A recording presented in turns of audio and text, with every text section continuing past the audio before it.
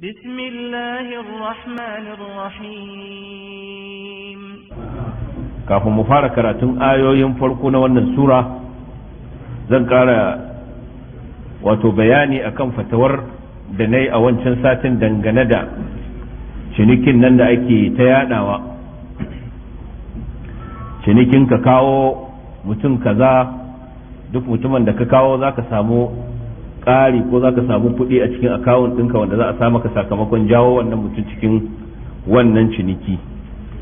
A wancan zaman ko a wancan satin na yi bayani akan cewa wannan ciniki bai dace da tsarin ciniki a addinin musulunci ba, yana tattare da abubuwa waɗanda za su sanya ya zama haramun ne a musulunci, yana tattare da garari, yana tattare da caca, yana tattare da aklu amwalin nasi bil batil, da na yi magana irin wannan ba magana ba ce da na yi ta daga a wannan rana kadai, tun gabanin wannan rana da watanni na yi irin ta a Katsina. Kusan dalili ne ya kawo har na maimaita wannan magana a satin da ya gabata. Wasu daga cikin 'yan uwa waɗanda suka san abun ko suke da alaka da abun ya same ni, ya tattauna da ni akan wannan matsala din, ya ƙara yin wasu bayanai wanda yake ganin watakila idan na ji su zan ƙara fahimtar yadda al'amarin yake. To wannan ya sa in ƙara bincikawa, in tuntuɓi ra'ayin sauran malamai na duniya na musulmi, musamman dai waɗanda suke kan tafiyar ta sunna ta alƙur'ani da hadisi, mu ji cewa me suka faɗa dangane da wannan ciniki. To alhamdulillah abinda na gani kusan ya ƙara min yaƙini, ya ƙara min nutsuwa akan fatawar da na yi wancan karan. Saboda haka na ga ya kamata in ɗan ƙara maimaita abin da na faɗa, in kuma naƙalto mana kaɗan daga cikin waɗanda malamai ne na sunna sanannu a duniyar musulmi a yau, waɗanda suka yi tattauna akan wannan ciniki ɗin. Wato binciken da na yi na samu, wato tun ma shekarar hijira 1425 an yi tambaya, an tambayi wato hukumar fatawa, malamai, kwamitin fatawa wanda yake kasar Saudiya, wanda ya kunshi manya-manyan malamai, wanda Sheikh Ibn Baz lokacin da yake da rai shine shugaban wannan kwamiti din. Bayansa aka sa mufti na yanzu wanda shine shugaba, wanda ya kunshi hay'atu kibarul ulama, manya-manyan malamai na kasar. To an ba su wannan, an kawo musu wannan fatawa wacce suka yi mata lamba kamar haka: 2235, to 22,935. a ciki suke cewa wato mun samu fatawa ko tambayoyi da dama daga jama'a game da kamfanin nukan nan da suke yin wani ciniki wanda ake kiran shi wato at-taswiq shabaki, network marketing. wannan shine sunan da suke bashi, suna yin irin amfani da wannan a hanya ta ciniki. Ya suka ba da misali da wani kamfani a wancan guri da ya shahara wanda suke kira business, ana ce masa business.com. ya ce da ire-iren waɗanda suke yin amfani da wannan tsari wajen ciniki, ya ce ga yadda suke yi. Wato za a samu wani ya gamsar da wani mutum akan cewa ya sayi wata kadara ko wata haja da wannan kamfanin yake kerawa, wanda shi ma wanda ya saya din wato ya samu damar ya shiga cikin wannan jerin gwano na dillalan wannan kamfani din. Shi ma ana buƙatar ya gamsar da wasu su ma su saya, su yi rijista, su zama ɗaya daga cikin jerin gwanon wannan waɗanda suke dillanci a wannan kamfanin. ya ce haka nan za a yi ta yi, duk sanda aka samu ajujuwan waɗanda suke shiga su yi rijista a wannan kamfanin suka karu, to shi wancan na farko yana ƙara samun kuɗi a dalilin shigarsu. Ya ce har kuɗin ya kai dubbannin riyal na Saudiya, ina masu tambayar 'yan ƙasar Saudiya ne, ce har kuɗin ya kai dubbannin riyal na Saudiya. Ya ce to duk sanda shi wanda ya shiga ɗin ya yi rijista, to zai yi ƙoƙarin ya gamsar da wasu su ma su yi rijista, domin wannan zai ƙara wa asusunsa nauyi, har idan ya yi sa'a ya samu kuɗi wanda suke ba kaɗan ba. ce wannan shi ake kira da at-taswiq ash-shabaki ko at-taswiq al-harami. to shi da su wannan kwamiti na malamai suka ba da ansa da cewa anna hadha an-naw'a min al-mu'amalat muharramun, wannan nau'i na irin wannan mu'amala haramun ne. wa dhalika anna maqsud al-mu'amalati huwa al-umulati, abinda ake bukata ko abinda yake makasudi na wannan mu'amala ba kayan da kake sayarwa ba, a'a kana so ka farauto wani dan ka samu kuɗi, wannan shine makasudi. وليس المنتج با كاين سير وبا فالعمولات تصل إلى عشرات الآلاف في حين لا يتجاوز ثمن المنتج بضع مئات. وتقول da mutum zai samu sukan kai dubunnai gomomin dubunnai a lokacin da kudin abin da za a sayar ko za a saya bai fi ɗaruruwa ba. suka ce wannan abu haramun ne a shari'a saboda abu kamar haka ko dalilai kamar haka. suka ce na farko annaha tadammanat riba bi naw'ihi, wannan mu'amala ta kunshi riba da dukkan nau'o'in riba guda biyu, ribal fadl da riban nasi'a. ce fal mushtariku yadfa'u mablagan qalilan li yahsula ala mablagin kabir, duk wanda ya rijista ya bada dan kudin sa kadan fatan sa ya samu kudi mai yawa, wannan shine dalilin shigar, ba wai sayan kaya ko sayar da kaya ba, a'a ya shiga da dan kudi kadan ya samu kudade masu yawa. yace kaga wannan shine nuqudun bi nuqud ma at-tafadul wa at-ta'khir, an samu cinikin kuɗi da kuɗi tare da samun fifiko tsakanin wanda ka bayar da wanda zaka samu, tare kuma da jinkiri ba hannu da hannu ba. kaga wannan ita ce ribal fadl, sannan jinkirin kuma shi ya haifar da riban nasi'a. wa hadha ar-riba al-muharram bin nafs wal ijma', suka ce wannan ita ce ribar da aka haramta da nassin alqur'ani, aka haramta da ijma'in al'ummar musulmi duka. wal muntiju alladhi yakunu lish-sharika ma huwa illa sitarun lil mubadala, wannan kayan da su waɗannan kamfani suke ainihin fitowa na sayarwa ana yace ba komai bane kawai illa wato lullubi ne, kariya ce kawai ake yi domin kada a gane wannan musanyen kuɗi da kuɗi.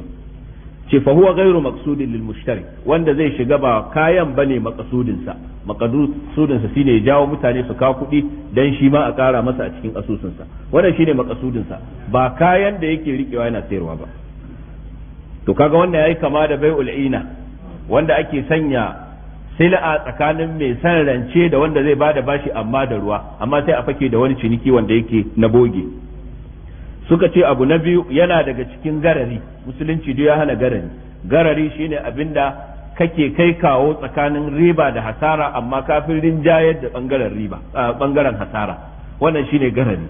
to lokacin da mutum ya yi rijista akan zai kawo wasu, ya ba da nashi makudan kuɗi akan zai iya samo wasu su ma su zo su kawo nasu kuɗin, shi kuma a dalilin su ya samu nashi ko ya samu ƙari akan abin da ya bayar, ce to kaga wannan ba shi da tabbas, ya iya ya ba da kuɗinsa kuma ya rasa kowa, kuɗinsa ya mula ya tafi a banza.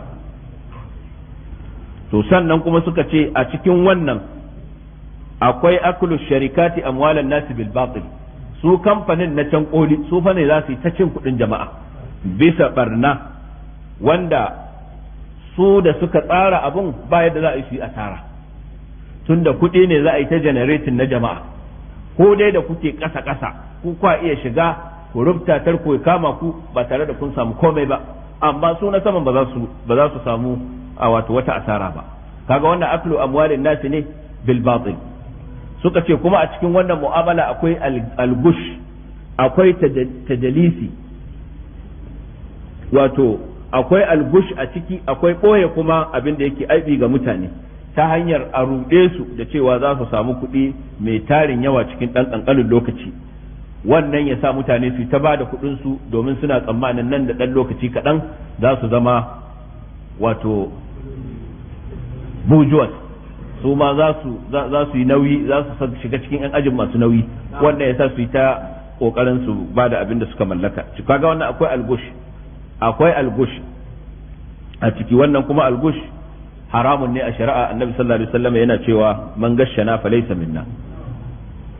malaman nan suka ji gaba da cewa amma faɗar cewa wannan dillanci ne suka ce wannan ba gaskiya ba ne, domin dillanci akadi ne, yarjejeniya ne tsakanin mai kaya da dillali akan ga kaya na ka sayar, in ka sayar ga abin da zan baka.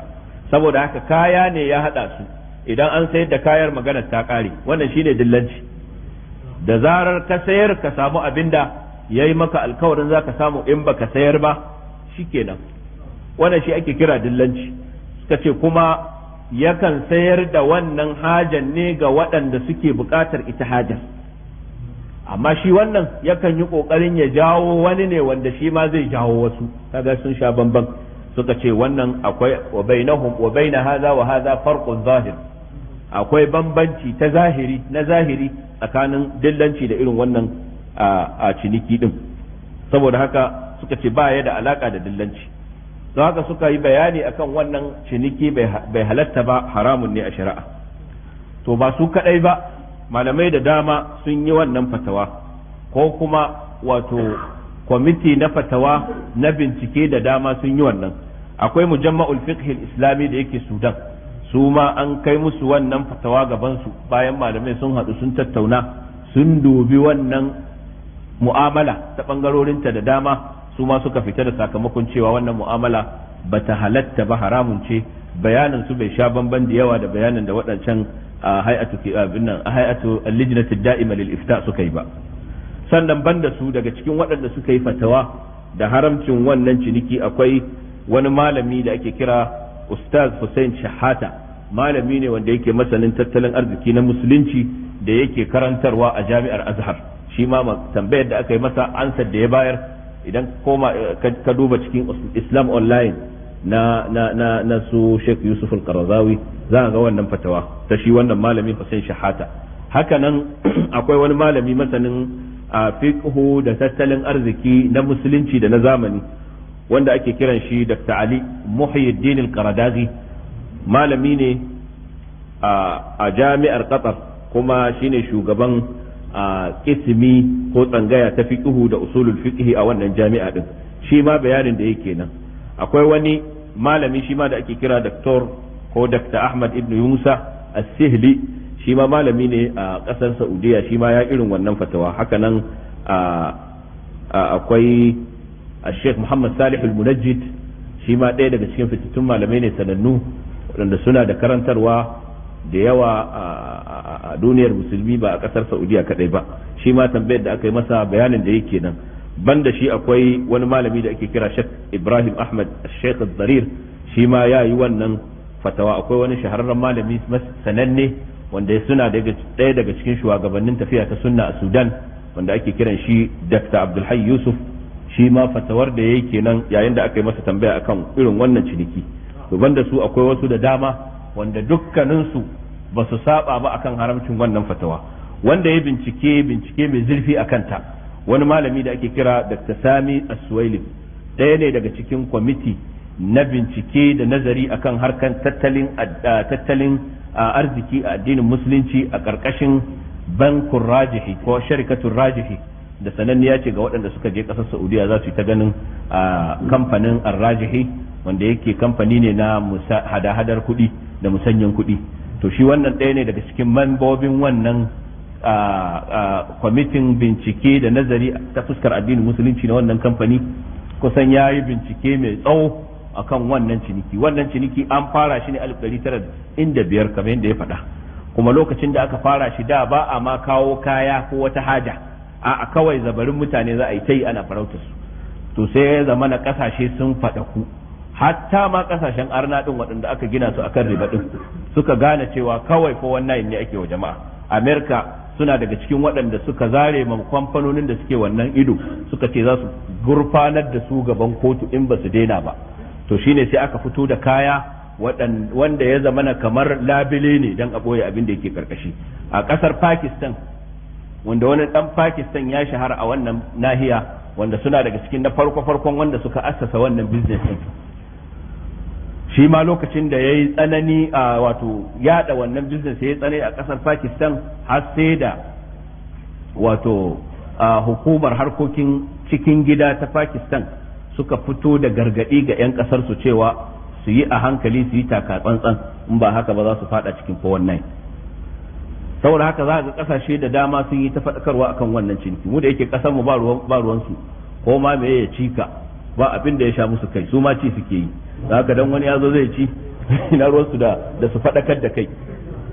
To Dr. Sami Suwailim da ya yi binciken abun, wato yadda suka tsara abun, wato in kana karantawa da yake ya yi zane da waye abubuwa wanda yake masanin tattalin arziki zai fi kowa fahimtar abin da ya rubuta.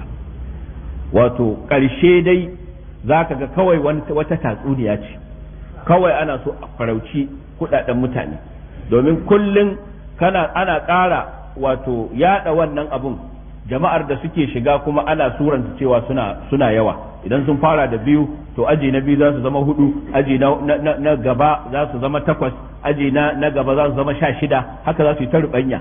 Sai ka ga a cikin wata 18 kusan a kaso 1/3 na mutanen duniya da suna ciki. To wani kasuwanci ne zai yi haka? Saboda haka duk inda aka tafi za a je a ciki, don yadda suka yi a cikin wajen wata na 30 kusan mutanen da za su kai adadin waɗanda za su shiga cikin wannan sun fi mutanen duniya ma gaba ɗaya. To akwai kasuwancin da zai yi haka? Akwai shi a duniya? Kaga kawai ko wannan ne. Saboda haka za ka karba ka je kai ta kokarin abin nan, kai ta kokarin kai ma ka gamsar da wasu. Don haka ni abin da nake ba mu dan uwa shawara, kada irin wannan rudu da kyale-kyale ya yi saurin jan mutum. Idan ya ga abu ya tsaya ya bincike. Lokacin da aka fara mun tambaya ban ba da ansa ba, inda wasu wanda suke bin karatukan da muke yi a cikin a Katsina za su ga lokacin da aka fara mun tambaya abin da na ce ban san kan cinikin ba, ku bari sai na bincike. To sai ne sa'a wani wanda ya shiga cikin harkar cinikin har ya yi rijista, har ya dan fara samun wani abu ma. Daga ƙarshe abubuwa sai suka zo suka tsaya cik, ya ce wani lokaci ma naira 9 za a aiko mishi. Bayan ya bar mutane jama'a ya ɗauko takardun da ya nuna mu, ya ɗauko ID card ɗinsa ya ce kaga ma ID card ɗina yanzu na tattara na watsar. Ce saboda babu abin da yake wahala a gaban ka gamsar da wani ya shiga.